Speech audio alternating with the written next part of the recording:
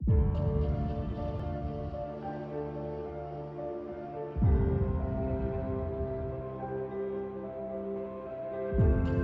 ng Alipato at Muog, isang dokumentaryo tungkol sa isang desaparecido.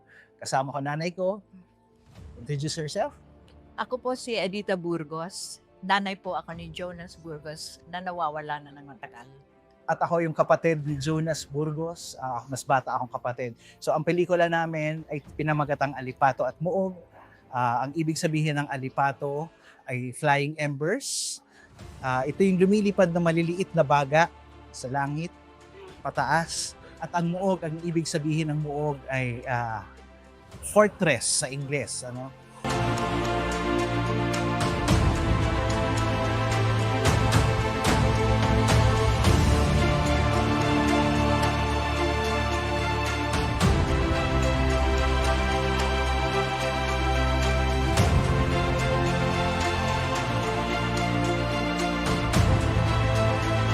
I'm appealing from the heart of a mother. Ang working hypothesis ko noon na military ang nag-abduct kay Jonas.